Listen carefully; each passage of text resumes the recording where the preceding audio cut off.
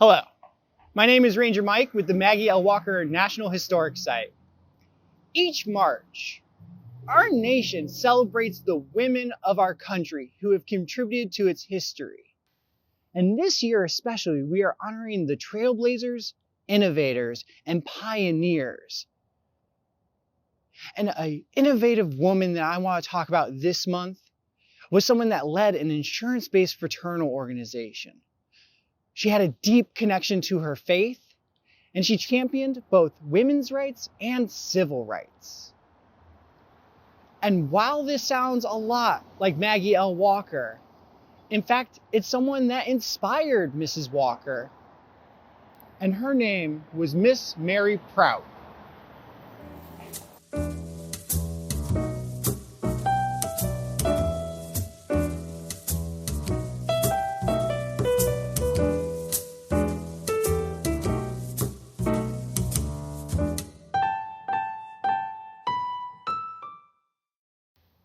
Miss Mary Prout was born a free black person in Baltimore, Maryland in the early 1800s.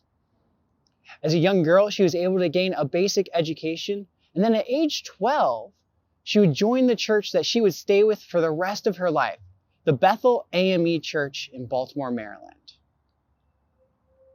She would grow up and become a teacher, actually opening a school of her own in 1830. And she would continue working at that school for 37 years until in 1867 it closed. But in that same year, she decided to do something different, to innovate. And she created a fraternal organization that would operate as an insurance organization that would provide sick benefits and burial benefits for African Americans in that area. She would lead this organization all the way until her death in 1885. And that organization, the Grand United Order of St. Luke, is looked at as one of the finest examples of a women-led and women-created fraternal organization from the 1800s. There can be no doubt the influence that Mary Prout had on Mrs. Walker and the rest of the women in the Independent Order of St. Luke, an offshoot organization from Mary Prout's original Grand United Order of St. Luke.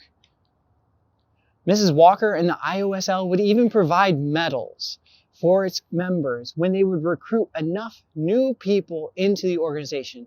And they would call these the Mary Prout Medals. In her 1926 diary, Mrs. Walker would write this about Mary Prout.